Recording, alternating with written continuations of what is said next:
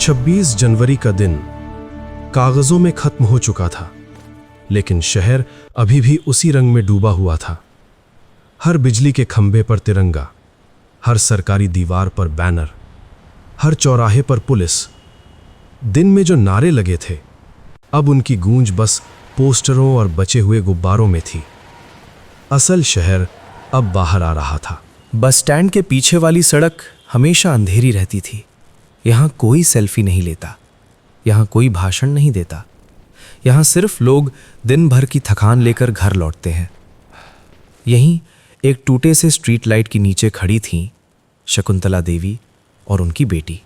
शकुंतला देवी पूरे दिन काम करती थीं, कभी बर्तन, कभी कपड़े, कभी झाड़ू। आज 26 जनवरी थी तो 2 घरों में काम ज्यादा मिला था, लेकिन शरीर अब साथ नहीं दे रहा था। पैर सूज गए थे, कमर में दर्द था। तू बैठ जा, फिर भी मैं वो बार खड़ी बार रहूंगी। बेटी से कह रही थीं, तू बैठ जा, मैं खड़ी रह लूंगी। बेटी चुपचाप खड़ी थी, चेहरे पर न थकान न शिकायत, बस एक अजीब सी स्थिरता। वो आसपास देख रही थी, पुलिस की चाल, वायरलेस की आवाज, जीप का रुकना चलना, ये सब उसके लिए नया नहीं था। लेकिन आज वो अलग रोल में थी। आज वो कोई नहीं थी। पुलिस जीप आकर रुकी, दरवाजा खुला, उतरा हेड कांस्टेबल देवेंद्र शुक्ला। वर्दी ठीक से बंद नहीं, आवाज में अकड़, आंखों में ऊब। उसने इधर उधर देखा और फिर मां बेटी पर नजर टिक गई। यहां क्या कर रही हो? शकुंतला देवी घबरा गई। बेटा, बस जाने वाली है। देवेंद्र ने चारों तरफ देखा, जैसे कोई गवाह ढूंढ रहा हो, फिर बोला, 26 जनवरी है, वीआईपी मूवमेंट है, यहां खड़े रहने की इजाजत नहीं। शकुंतला देवी ने बिना बहस किए थैला उठाया। ठीक है बेटा, हम हट जाते हैं। लेकिन पैर चल नहीं पा रहे थे। देवेंद्र का धैर्य खत्म हो गया। उसने थैले को पैर से ठोकर मार दी। थैला गिरा, सड़क पर कपड़े फैल गए। जल्दी उठा, सड़क गंदी कर दी। बेटी झुकी, कपड़े उठाए, फिर धीमी आवाज में बोली, ड्यूटी कर रहे हैं तो इंसान की तरह कीजिए, बस यही। कोई चीख नहीं, कोई धमकी नहीं। देवेंद्र हंसा। ओह, अब सिखाएगी? उसने ऊपर से नीचे देखा। लगती नहीं किसी बड़े बाप की बेटी। यहीं उसने अपनी सबसे बड़ी गलती कर दी। शकुंतला देवी की आंखें भर आईं। बेटा, छोड़ दे, घर चलेंगे। उनकी आवाज डर से नहीं, बेइज्जती से कांप रही थी। बेटी ने मां का हाथ पकड़ा, जोर से नहीं, बस इतना कि मां रुक जाए। और फिर देवेंद्र की आंखों में देखा। बहुत देर तक वायरलेस चीखा, सभी यूनिट ध्यान दें, एसपी मैडम फील्ड में है, कोई भी शिकायत सीधे उनके पास जाएगी। देवेंद्र ने हंसते हुए वायरलेस बंद किया। एसपी? अरे वो तो फाइलों में रहती है। बेटी ने कुछ नहीं कहा, लेकिन उसी पल उसके अंदर फैसला हो चुका था। स्ट्रीट लाइट झपझपा रही थी। बस स्टैंड की तरफ से आखिरी बस का हॉर्न सुनाई दिया। शकुंतला देवी ने उसी आवाज को जैसे उम्मीद की आखिरी डोर मान लिया। बेटा चल, बस छूट जाएगी। उनकी आवाज में अब डर नहीं था, बस थकान थी। एक ऐसी थकान जो सालों में जमती है। बेटी ने कुछ नहीं कहा, बस मां का हाथ पकड़े रही। देवेंद्र शुक्ला अब और चढ़ चुका था। उसे लग रहा था कि यह लड़की जानबूझकर चुप रहकर उसे छोटा कर रही है। तू सुन नहीं क्या? उसने पास आकर उंगली दिखाई। ये इलाका तेरे जैसे लोगों के लिए नहीं है। उसकी आवाज ऊंची हो गई थी। आसपास कुछ लोग रुक गए, लेकिन किसी की हिम्मत नहीं हुई बीच में बोलने की। शकुंतला देवी अब खुद को संभाल नहीं पाई। उन्होंने दोनों हाथ जोड़ दिए। बेटा, हम अनपढ़ लोग हैं, गलती हो गई। ये लाइन उन्होंने पूरी जिंदगी कई बार बोली थी। ठेकेदार के सामने, मालिक के सामने, सरकारी दफ्तर में, और हर बार ये लाइन उन्हें थोड़ा और छोटा कर देती थी। बेटी ने मां के जुड़े हुए हाथ देखे। उस पल उसके दिमाग में कई चेहरे आए। वो औरत जो थाने में रोती थी, वो मजदूर जो शिकायत वापस ले लेता था, वो मां जो बेटे को बचाने के लिए खुद को दोषी मान लेती थी। आज वो सब उसकी अपनी मां में था। उसने गहरी सांस ली, लेकिन अभी भी वो रुकी रही। कैट मोड का मतलब गुस्सा नहीं होता। कैट मोड का मतलब होता है सही समय का इंतजार। बेटी जानती थी अगर वो अभी बोलेगी तो ये सिर्फ एक सड़क का झगड़ा बनेगा, और वो इसे केस बनाना चाहती थी, पूरा, पक्का, जिससे कोई बच न सके। देवेंद्र ने चारों तरफ देखा। लोग चुप थे। उसे लगा वो जीत रहा है।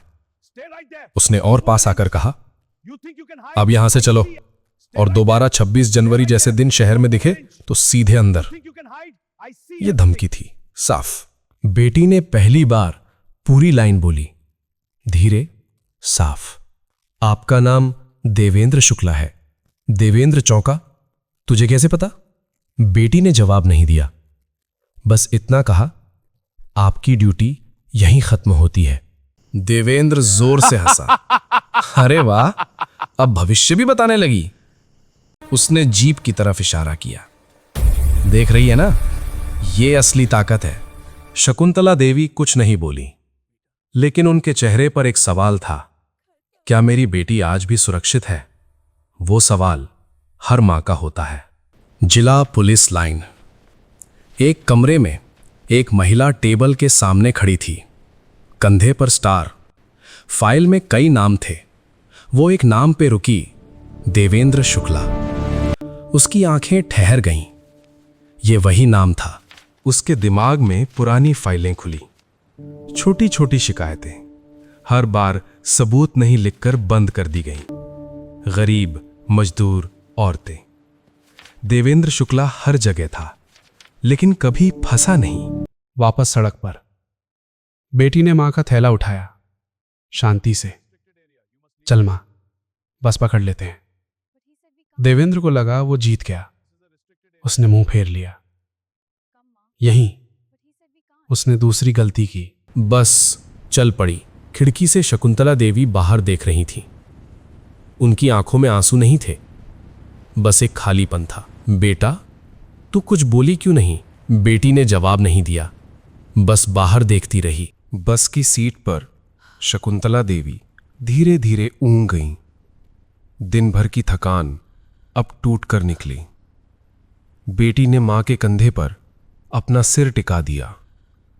पहली बार वो बेटी बनी, एसपी नहीं।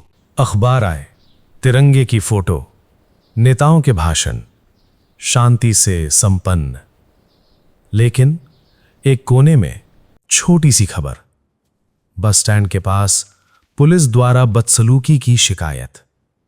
नाम नहीं था, चेहरा नहीं था, लेकिन बीज बोया जा चुका था। देवेंद्र थाने पहुंचा, वर्दी पहनी, चाय पी। सब सामान्य लग रहा था, लेकिन आज हवा अलग थी। फोन बजा। तुरंत एसपी ऑफिस पहुंचो। देवेंद्र के हाथ एक पल को रुके। एसपी ऑफिस की इमारत हमेशा की तरह शांत थी। बाहर तिरंगा अब भी लगा था, लेकिन फूल मुरझाने लगे थे। देवेंद्र शुक्ला सीढ़ियां चढ़ रहा था। उसकी चाल में पहली बार थोड़ी हिचक थी। उसे नहीं पता था क्यों बुलाया गया है, लेकिन अंदर कहीं एक अजीब सी बेचैनी थी। रिसेप्शन पर बैठी महिला ने कहा, एसपी मैडम मीटिंग में है, आप बाहर बैठिए। देवेंद्र कुर्सी पर बैठ गया। आसपास कुछ इंस्पेक्टर खड़े थे। कोई बात नहीं कर रहा था। हवा भारी थी। देवेंद्र के दिमाग में कल रात घूमने लगी। वही लड़की, वही आंखें, वही शांत आवाज। आपकी ड्यूटी यहीं खत्म होती है। उसे गुस्सा आया। किसी ने शिकायत कर दी होगी, उसने खुद को समझाया। मीटिंग रूम का दरवाजा खुला। एक एक कर सीनियर अफसर बाहर आए। सबने देवेंद्र को देखा, लेकिन किसी ने कुछ नहीं कहा। फिर दरवाजा दोबारा खुला। एसपी बाहर आई, वर्दी में, कंधे पर स्टार।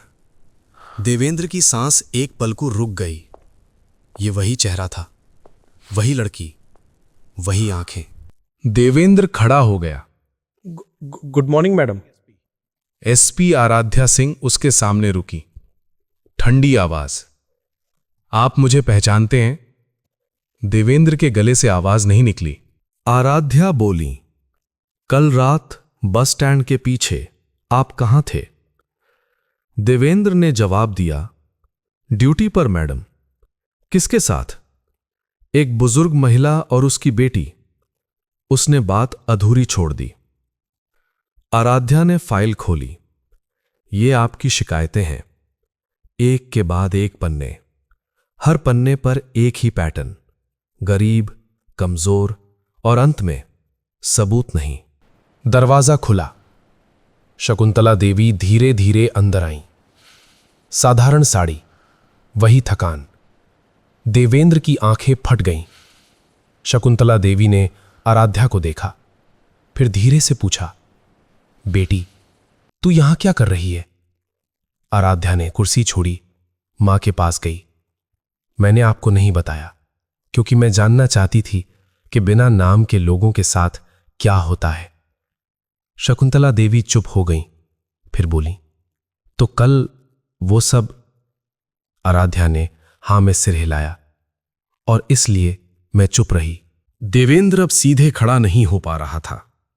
मैडम, गलती हो गई। आराध्या की आवाज कठोर नहीं थी, बस साफ थी। ये गलती नहीं है, ये आदत है। आराध्या ने आदेश दिया, हेड कांस्टेबल देवेंद्र शुक्ला को तुरंत निलंबित किया जाता है। उनके खिलाफ विभागीय जांच और आपराधिक मामला दर्ज किया जाए। देवेंद्र की बेल्ट उतरवाई गई, टोपी ली गई। कमरे में सन्नाटा था। शकुंतला देवी ने धीरे से कहा, बेटी, क्या अब सब ठीक हो जाएगा? आराध्या ने जवाब दिया, मेरे लिए नहीं मां, लेकिन अगली औरत के लिए हां। खबर बाहर गई। अखबार, टीवी। 26 जनवरी की रात एसपी ने खुद को आम बनाकर सिस्टम की जांच की। शाम को दोनों घर लौटी। शकुंतला देवी ने बेटी के सिर पर हाथ रखा। आज पहली बार मुझे लगा कि मेरी चुप्पी गलत थी। आराध्या ने कहा, चुप्पी गलत नहीं थी मां, लेकिन अब उसका वक्त खत्म हो गया है। रात को आराध्या अपनी वर्दी टांगती है, शीशे में खुद को देखती है। एसपी नहीं, एक बेटी। जब कानून नाम से नहीं, व्यवहार से चलता है, तभी आजादी सच होती है।